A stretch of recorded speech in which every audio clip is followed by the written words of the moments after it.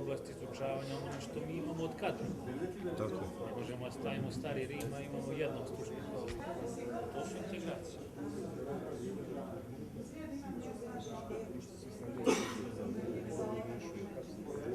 Ako mi kažemo neće onda stručni.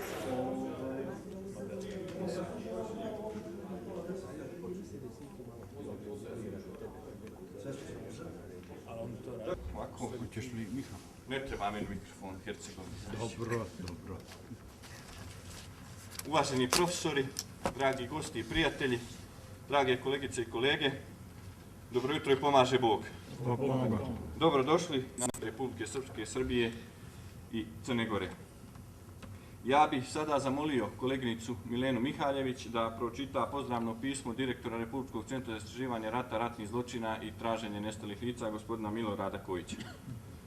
Dobro jutro, dame i gospodo. Evo ja ću pročitati sada pismo direktora. Poštovani organizatori, uvaženi profesor Univerziteta u Nikšiću, Nišu, Istočnom Sarajevu i Banja Luci. Dame i gospodo, u konferenciji Srpska istorija i kultura pamćenja. Ove godine se navršava 30 godina od nastanka Republike Srpske. Povodom ovog jubileja organizovano je više naučnih skupova i konferencija. Ipak, ova konferencija se po mnogo čemu razlikuje od ostalih. Prije svega, organizatori su temu postavili dovoljno široko da ona privuče istraživače iz različitih oblasti humanističkih nauka. Vođeni integralističkom idejom izraženom u stihovima velikog srpskog pjesnika i god je srpska duša koja čuje meni otadžbina moje, moj dom i moje rođeno ognjište, organizatori su okupili naučne djelatnike sa gotovo čitavog srpskog etničkog prostora. Ako znamo da je nacija još prije više od 100 godina definisana kao zajednica sjećanja, ne treba posebno trošiti riječi kako bismo naglasili važnost ovakvih okupljanja. Prepoznavši ove vrijednosti, Republički centar za istraživanje rata, ratnih zločina i traženje nestalih lica kao institucija vlade Republike Srpske nadležna za istraživanje oslobodilačkih ratova koje je naš narod vodio u proteklom vijeku, ali i za istraživanje kulturnih modela pamćenja podržao je ovu konferenciju. Vama, učesnicima naučne konferencije Srpska istorija i kultura pamćenja, želim uspješan rad, a organizatorima da nas i u buduće obraduju organizacijom ovakvih skupova. Naša podrška neće izostati. Milorad Kojić, vršilac dužnosti direktora Republičkog centra za istraživanje rata, ratnih zločina i traženje nestalih lica. I organizatora obrati. Hvala, poštovane dame i gospodo, dragi prijatelji, braćo i sestre. Dozvolite mi da vas pozdravim u ime Filozofskog fakulteta Univerziteta u Istočnom Sarajevu, uz čiju podršku se održava ovaj naučni skup ili naučna konferencija. Ja prije svega još jednom želim da izrazim zaista svoje divljenje ljudima okupljenim u zadužbini Knez Miroslav Humski, jer njihov entuzijazam i njihovo pregalaštvo danas se zaista može rijetko sresti uopšte na srpskim prostorima i zahvaljujući tome i uz podršku dva fakulteta i Republičkog centra za istraživanje rata, ratnih zločina, traženje nestalih lica, se danas i održava ova konferencija. Mogu da izrazim svoje zadovoljstvo da je konferencija okupila zaista eminentna imena srpske historiografije, istorije srpskog jezika i to što me posebno raduje iz različitih srpskih krajeva, što pokazuje još jednom da ova tema kultura pamćenja je univerzalna srpska tema i mislim da je ovo model po kome bi trebali i u budućnosti raditi kada se okupljamo po pitanju značajnih tema za srpsko nacionalno pitanje i kulturu pamćenja koja nam je, kao što svi znamo, prilično rasuta. Ja se nadam da ovaj skup neće biti jedini koji organizuje zadužbina, da će podrška doći i od ostalih institucija i da ćemo napraviti uslove da se svake godine okupljamo ovdje u Trebinju početkom septembra, da razmatramo značajne teme iz srpske istorije i srpske kulture. Još jednom želim da vas sve pozdravim i da zaželim sretan rad današnje naučne konferencije. Hvala vam. Zahvaljujem vam profesoru Mastiloviću, a grad Trebinje je također podržao rad ove konferencije i podržao rad zadužbine Knez Miroslav Humski. Ja bih zamolio zamjenika gradonačelnika gospodina Dražena Boškovića da nam se obrati i da na kraju otvori. Hvala, Draže. Poštovani predstavnici akademske zajednice, istraživačkih institucija, uvaženi profesori iz Beograda, Niša, Kosovske Mitrovice, Nišića, Istočnog Sarajeva i Banja Luke. Na samom početku želim da vam u svoje lično ime gradonačelnika grada Trebinja, gospodina Mirka Ćurića, zaželim dobrodošlicu u naš grad, grad velikog Jovana Dučića, grad platana, grad turizma i bogatog kulturno-istorijskog nasljeđa. Izuzetna je čast i zadovoljstvo da imamo priliku da prisustujemo naučnoj konferenciji Srpska istorija i kultura pamćenja, koju povodom 30 godina od stvaranja Republike Srpske organizuje zadužbina Knez Miroslav Humski uz podršku grada Trebinja, Filozofskog fakulteta Univerziteta u Istočnom Sarajevu, Filozofskog fakulteta Univerziteta u Nišu i Republičkog centra za istraživanje rata, ratnih zločina i traženja nestalih lica. Ako kažemo da kultura pamćenja predstavlja simboličko nasljeđe predstavljeno u tekstovima, ceremonijama, spomenicima, proslavama, svetim spisima i drugim medijima koji služe kao mnemotehnički pokretači značenja koja se odnose na to šta se desilo u prošlosti, onda ne postoji bolji moment nego je to danas da se kolektivno osvijestimo i spoznamo koliko važnu ulogu igra sjećanje pri izgradnji i očuvanju sveukupnog identiteta jednog naroda. Mnogo puta nismo ni svjesni koliko bogatu istoriju i kulturu imamo, niti o tome u kojoj mjeri smo se kao narod kroz vijekove žrtvovali da sačuvamo svoja ognjišta, kulturu i običaje, odnosno da zaštitimo i sačuvamo ono što je najvažnije, a to je identitet srpskog naroda. Upravo događaji ovog formata treba da se održavaju što češće, da okupljaju eminentne stručnjake koji na sebi svojstven način mogu u širem auditorijumu prenijeti suštinu i značaj njegovanja kulture sjećanja i dati konkretne prijedloge i instrukcije za pokretanje inicijativa i preduzimanje potrebnih radnji za izgradnju dugoročnog sistemskog pristupa. Značajnu ulogu imaju ustanove iz oblasti kulture, obrazovanja, dakle i svih sfera društvenih djelatnosti, kako na lokalnom, tako i na višim nivoima, koje kroz svoje svakodnevne aktivnosti doprinose da što više podataka i informacija bude dostupno i razumljivo običnom čovjeku koji je istovremeno najvažniji i najvrijedniji čuvar sjećanja. Dakle, u običnom čovjeku je potrebno probuditi i produbiti pravu emociju, jer sve što se prima i prenosi sa emocijom ima neograničen vijek trajanja, a upravo u tom tonu treba da se razvija i kolektivna kultura sjećanja. Grad Trebinje ulaže napore da u saradnji sa različitim ustanovama organizuje što veći broj događaja kroz koje se oslikavaju događaje iz naše bogate istorije, kako bismo svi zajedno na pravi način spoznali duh prošlih vremena, što treba da predstavlja itekako važan temelj za kreiranje sadašnjih i budućih politika i dugoročnih strategija. U ovom momentu ne možemo tvrditi da smo kao lokalna zajednica dostigli maksimum, ali smo svakako postigli velike pomake, što nam daje motiv da nastavimo da radimo predano, jer sve što žrtvujemo danas, bilo da se ogleda kroz utrošeno vrijeme i materijalni doprinos, zalog je za buduće generacije. Kultura sjećanja je istovremeno i bolna i motivišuća. I upravo iz tog razloga buduće generacije treba da znaju i da uživaju i da se ponose najsjajnijim trenucima srpske istorije, ali isto tako i da suosjećaju sa ogromnom žrtvom naših predaka, jer jedino takvim pristupom možemo preduprijediti greške i propuste koje su se dešavale u prošlosti i ukazati na sve opasnosti koje su ustremljene na skrnjavljenje identiteta srpskog naroda. Želim vam uspješan rad, da se lijepo osjećate u našem gradu, da ostvarite sve zacrtane ciljeve i da ova naučna konferencija bude podstrek za dalje zajedničko djelovanje. Naučnu konferenciju Srpska istorija i kultura pamćenja proglašavam otvorenom. Zahvaljujem gospodinu Boškoviću. Ja bih vam sada samo prenio nekoliko tehničkih detalja. Kao što ste vidjeli u agendi konferencije, znači rad će biti podijeljen u sesije. Neki od učesnika, pogotovo u prvoj sesiji, nisu u mogućnosti da izlažu, ali ćemo se mi nastojati da se pridržavamo ovog ovdje rasporeda. Imat ćemo vremena i za raspravu i sve. Ono što bi vas ja zaista zamolio jeste da se držimo vremenskog okvira od 15 minuta po izlaganju, da i one koji predsjedavaju sesije ću zamoliti da govornik nakon 13 minuta bude upozoren, a da onda nakon 15 minuta napravimo zaključak izlaganja, a onda će biti vremena zaista i na kraju svake sesije 15 minuta i zbog onih koji nisu došli da ukoliko još nešto ostane da se možemo obratiti jedni drugima. Ja bih sada dao riječ profesoru Dragiju Masteloviću da uvede prvu sesiju. Samo da vidim jesam li zapamtio tehničke detalje. Posle 13 minuta se upominje.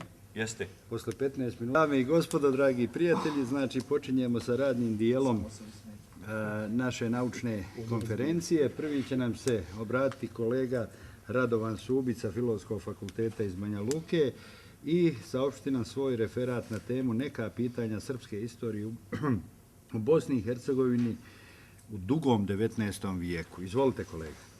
Hvala, gospodine predsjedavajući. Dame i gospodo, dobar dan. Pozdravljam vas ispred Filozofskog fakulteta u Banja Luci i nadam se da će sljedeće godine u ovo vrijeme biti više mojih kolega sa katedre. Umjesto Sarajeva, Banja Luka postaje novi centar sveukupnog javnog, nacionalno-političkog i naučno-kulturnog djelovanja Srba u nekadašnjoj Bosni i Hercegovini. Poznata preduzetnost bosansko-hercegovačkih srpskih intelektualaca, njihova profesionalna temeljitost, inspiracija rodoljubolja i zavičajnog patriotizma učinit će da se u Republici Srpskoj nastavi sa proučavanjem sveukupne istorije i kulture Srba, pri čemu neće izostati podrška i matične zemlje Srbije. Ovim optimističnim riječima Vladimir Stojančević završio je rad o problematici proučavanja istorije srpskog naroda u Bosni od Svištovskog mira do oslobođenja i do 1999. godine, objavljen u 3. broju zbornika za istoriju Bosne i Hercegovine 2001. godine. Referat koji ću u najkraćem obliku danas izložiti predstavlja nastavak i razradu ovog obimom izuzetno malog, ali zato nadasve korisnog rada pokojnog akademika Stojančevića, koji je u svom fokusu prvenstveno imao period do austro-ugarske okupacije. Neću ovom prilikom taksativno navoditi teme koje mogu biti obrađene u vidu naučnih članaka većeg ili manjeg obima. One će se naći u konačnoj verziji rada, nego ću se fokusirati na ona pitanja koja po mojoj procjeni zahtijevaju monografsku obradu. Ratni vihor 90. godina prošlog vijeka imao je između ostalog za posljedicu nestanak pisanih rezultata dugogodišnjih istraživanja.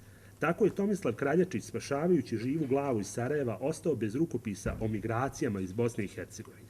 A srpska historiografija bez jednog vrijednog dijela o pitanju migracija, seoba, koje su jedna od sudbinskih karakteristika srpskog naroda. Demografska kretanja i stanje srpske populacije u Bosni i Hercegovini u posljednjem vijeku osmanske vladavine još uvijek čeka svog istraživača. Ovo je izuzetno zahtjevna istraživačka tema, prvenstveno zbog osmanske statistike. Kako je pokazala disertacija Istorijska statistika srpskog naroda od polovine 19. vijeka do početka Prvog svjetskog rata, zvaničnih publikacija gotovo da nema, a objavljeni podaci su krajnje konfuzni, već decenijama stvaraju nepremostive prepreke istraživačima.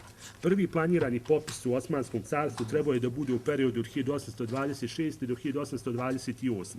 ali zbog tadašnjih političkih prilika je odgođen i održan je formalno tek 1831. godine, a i tada svega u 10 od ukupno 29 ejaleta.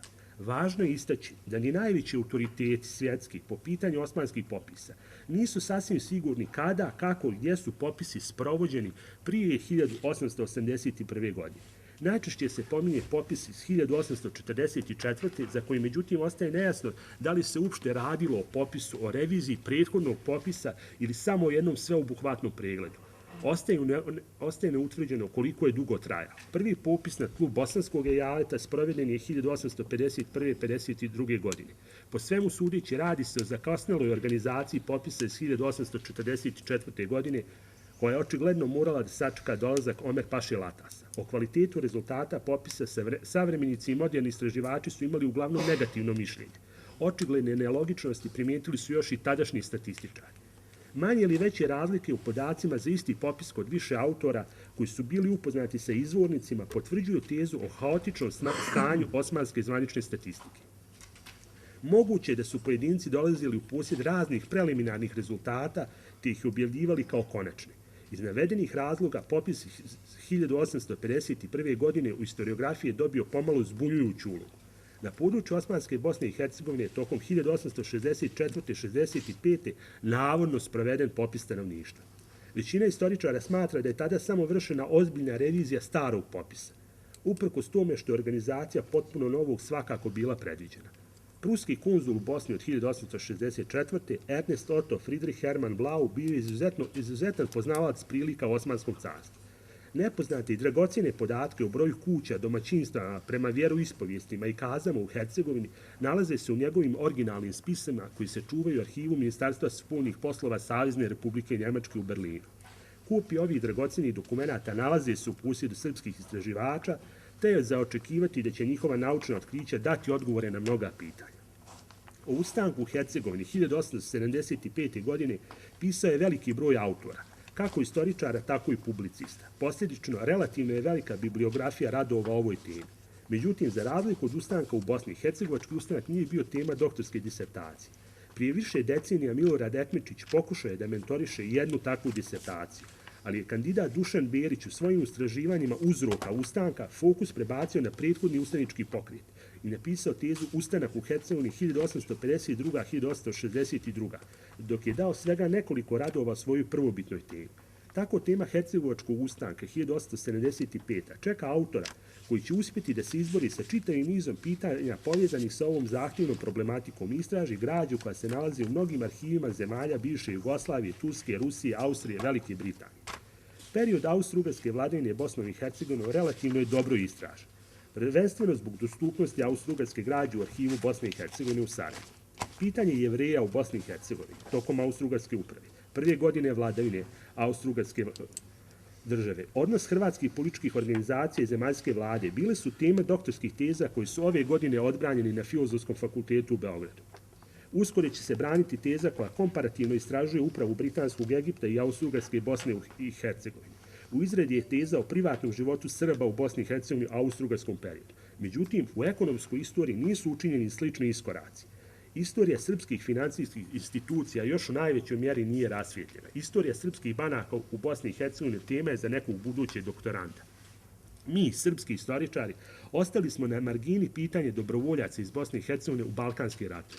Još uvijek nije urađen ni njihov popis osim u 2 lokalne zajednice, tako da se monografija o ovoj temi još ne nazire. Ustavno doba, organizovanje đaka, njihova tajna društva i austro-ugarski strah od djece teme su u kojima još ima šta da se kaže. Prije mjesec dana objavljena je knjiga Tajna đačka društva u Banja Lučkoj realki, 1905-1918. Ona može biti putokaz kako da se obrade teme đačkih društava u drugim sredinama. Banja Lučki veleizdajnički proces tema je koja je istraživački samo zagrebana na naučnom skupu povodom jubilarne 70. godišnjice. Građa u ovom procesu, kao i o procesima u Mostaru i Travniku, nalaze se u arhivu Bosne i Hercegovine u Sarajevu. Period Prvog svjetskog rata u Bosni i Hercegovini bogat je mnogim istraživačkim temama. Navešćemo samo pitanje svakodnevnog života, kao i zdravstvene prilike u ratno i poratno doba, naročito epidemiju španskog gripa. Vrijeme današnje aktualizovalo je ovo istraživačko pitanje koje će vjerovatno biti tretirano kroz određene projekte. Iako se to na prvi pogled ne čini tako, biografije su u našoj historiografiji donekle zapostavljen žanr, naročito sa ove strane rijeke Drine. Biografska obrada Srba, učesnika u Prvom srpskom ustanku, još nije urađena. Biografije istaknutih ličnosti ustanka u Bosni i Hercegovini, kao što su Vasa Vidović i Mića Ljubivratić, svakako zaslužuju monografsku obradu. Dok se u slučaju Vase Vidovića već godinama najavljuje izlazak navodno završene sveobuhvatne biografije, u slučaju Mića Ljubivratića nema ni manje studija koja bi obradila bar ona pitanja koja se mogu istraživati u domaćim arhivima, a bez arhivskog rada u nekoliko evropskih država koji pak zahtijevaju velika financijska sredstva. Za očekivati je da će današnja generacija srpskih istoričara, od koji su neki i ovdje prisutni, napisati biografije najistaknutijih pojedinaca iz treće srpske političke generacije, kao što su Nikola Stojanović i Vasilj Grčić. U istraživanju srpske prošlosti treba također obratiti pažnju i na one druge koji su ostavili najčešće negativan trag u srpskoj istoriji. Srpska historiografija uz jedan izuzetak nije pisala o Stefanu Burjanu, koji je nakon Benjamina Kalaja najdugovjetniji zajednički ministar financija Austro-Ugarske. Još uvijek nije dala odgovore na pitanje ko su bili Oskar Poćorek i Stjepan Sarkotić. U godinama koje dolaze, neophodno je navedenim ličnostima čitaocima pružiti više od biografske odrednice od nekoliko rečenica. Srbofob Ivo Pilar, hrvatski ideolog, predstavlja danas integralni dio glavnog toka hrvatske nauke i društva. Srpska historiografija, umjesto uzgrednih pominjanja u fusnotama, treba da pruži odgovor na niz pitanja o ovoj mračnoj figuri srpske istorije. Poštovani, nekim od ovdje navedenih pitanja pozabavit će se moja malenkost, a drugima nadam se neki od vas. Hvala. Hvala kolega Šubiću na zaista zanimljivom izlaganju koje ste izložili za 10 minuta i to je za svaku pohvalu i vrijeme i izlaganje. Svaka čast. Sada pozivamo mladog kolegu Lazara Radana da nam saopšti svoj referat na temu sjećanje na prvog Srbina hercegovačkog mitropolita od ukidanja Pećke patrijaršije 1766. godine. Izvolite. Zahvalim najprije organizatorima na mogućnosti učešća ovdje na ovome skupu i da ljudima koji nisu iz Trebinja poželim dobrodošlicu ovdje u grad, jer sam ja Trebinjac i želim da se osjećate kao kod svoje kuće. Tema mog današnjeg rada je sjećanje na prvog Srbina hercegovačkog mitropolita od ukidanja Pećke patrijaršije 1766. godine. Kako sam ja pionir u svemu ovome i sasvim sigurno najmlađi učesnik ove konferencije, ali i najmlađi učesnik u ovoj sali, ja ću da pročitam jedan školski ekspoze o tome svom radu i bit ću kratak, nekih 6-7 minuta, neću dalje od toga. Kao što je već poznato, ili ako nije, mitropolit Leontije Radulović rođeni je Trebinjac i prvi je srpski vladika, odnosno mitropolit, ujedno dakle i Hercegovac, na katedri hercegovačkih mitropolita od ukidanja Pećke patrijaršije. Na toj poziciji zadržao se, nažalost, samo pola godine, odnosno u nekom periodu od aprila pa do oktobra 1888. godine. Najprije nešto hoću da istaknem kako je ovaj rad nastao i zašto sam ga uopšte napisao. Dakle, ovaj rad nastao je iz nekih više razloga. Najprije treba reći da su istraživanja i pisanje ovoga rada obavljeni u sklopu istraživanja i pisanja master teze, koja se igrom slučaja tiče ustanka u istočnoj Hercegovini 1875-78. koja je prije 5 dana odbranjena na fakultetu u Novom Sadu. Sam rad kao rad nastao je naravno iz ljubavi prema rodnom kraju, kao iz ambicije za nekim daljim bavljenjem nacionalnom i prije svega crkvenom istorijom srpskog naroda u Hercegovini. Sa druge strane, koliko je meni poznato, ograđujem se, u našoj historiografiji do sada nije napisan naučni rad koji se tiče isključivo života, dijela i nasljeđa i sjećanja na mitropolita Leontija Radulovića. On je svakako jedan od srpskih arhijereja sa najkraćim vremenom boravka na tronu, ali uprkos tome njegov značaj nije uopšte mali. Ne samo da je vrijeme njegove službe kao arhimandrita najprije, a zatim mitropolita, jedan od najzanimljivijih i najznačajnijih dijelova srpske istorije Hercegovine tokom 19. vijeka, jer je naravno bilo paralelno sa novom okupacijom i sa početkom borbe za crkveno-školsku autonomiju iz 80. i 90. godina 19. vijeka, već i sam njegov dolazak od prvorazrednog značaja za narod u Hercegovini. Nakon skoro 130 godina, ili da budemo precizni 123 godine, službe grčkih vladika, dolazak jednog Srbina u stoj Hercegovca, upravo na katedru Hercegovačke mitropolije, bio je za hercegovački narod od izuzetne važnosti. S tim u vezi, osnovni cilj nastanka ovoga rada jeste da se široj čitalačkoj publici ponudi jedan naučni rad i o svemu ovome, odnosno o dostojnom srpskom vladiki i mitropolitu, ponudi jedan rad koji će biti dostojan pomena toga čovjeka. Kako bi rad bio čitljiviji i pregledniji, a u sve naravno metodološke principe, jer sam ja pionir u svemu ovome, napisan je u veličini jednog istorijskog tabaka. Naravno, na osnovu literature on je mogao da bude i duži. Iako je prvobitna ideja bila da se rad podijeli na određena poglavlja, ovo sve pričam jer je rad gotov i završen, odnosno da se pisanju pristupi tematski. Na kraju sam se ipak odlučio da rad nema nikakve podnaslove, već da ima kompletnu priču. Međutim, ipak kad se rad čita, vide se zaokružene cjeline. Bez namjere da prepričavam bilo kakav sadržaj rada, jer to nije u maniru ljudi koji pišu radove, spomenut ću da se u radu prikazao kompletan životni put mitropolita Radulovića. Najprije smo se bavili, odnosno sam se bavio kratkim pregledom i postojanjem mitropolije na prostoru Hercegovine, dakle od njenog osnivanja pa do obnavljanja i kasnije pada, dakle njenim geografskim odredištem i stanjem od ukidanja Pećke patrijaršije. Zatim je ukratko ponuđen pregled novih grčkih, odnosno fanarijskih mitropolita i njihove službe, da bi se na kraju, a ujedno u najvećem dijelu, posvetio životu i radu mitropolita Radulovića. Počevši od njegovog rođenja u Trebinskom selu Tulje, 1835. preko školovanja u Mostaru, a kasnije i početka školovanja pa prekida u Beogradu, bavili smo se njegovom službom također u redovima ustaničkog vojvode Luke Vukalovića, gdje je on jedno vrijeme bio sekretar, a zatim i o ulozi u toku Hercegovačkog ustanka, kao i o progonstvu iz 1870. godine. Naravno, osim toga, posvećena je prilična pažnja i njegovoj arhimandritskoj i mitropolitskoj službi u Mostaru, koliko su nam izvori dozvoljavali. Svako poglavlje dio naravno nastao je na osnovu relevantne istorijske literature, pa ću nešto reći o tome i s tim ću polako završiti svoje izlaganje.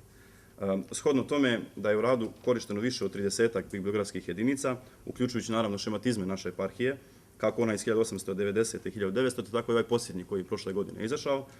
Korišteni su i objavljeni izvori o istoriji Bosne i Hercegovine, ali i o istoriji Srpske pravoslavne crkve u Bosni i Hercegovini, kao i periodika. pošto sam ja pisao taj ustanak u Istočnoj Hercegovini i imao priliku da budem u Matici Srpskoj, bavim se periodikom, u ovom radu sam također koristio zastavu, glas Crnogorca i Dabrobosanski istočnik. Potrudio sam se da na jedan, nadam se, zanimljiv, a prije svega naučni način i pristup, obradim ovu, može se reći, manje poznatu temu iz mog ugla. Tu su ljudi da me isprave ako griješim. Odnosno, ličnost srpske historiografije. Kako je vrijeme upravljanja mitropolijom od strane mitropolita Leontija Radulovića bilo kratko i kako je uopšte pisanje o ovoj ličnosti bilo oskudno, mislim da će moj rad, iako kratak, biti koliko toliko dobar doprinos. S tim u vezi, tim završavam, ja sam se potrudio da ovo barem na neki način bude uvertira za neke potencijalne buduće radove, kako o mitropolitima Hercegovačke mitropolije, tako i o istoriji same eparhije Zakonsko-Hercegovačke Primorske. Kako od mene, tako i od drugih ljudi. Zahvaljujem se. Moći ćemo mi po pola sata, profesore. Dakle, sad imamo jednu kratku pauzu, 5-10 minuta za pušače i nastavljamo. Hvala vam.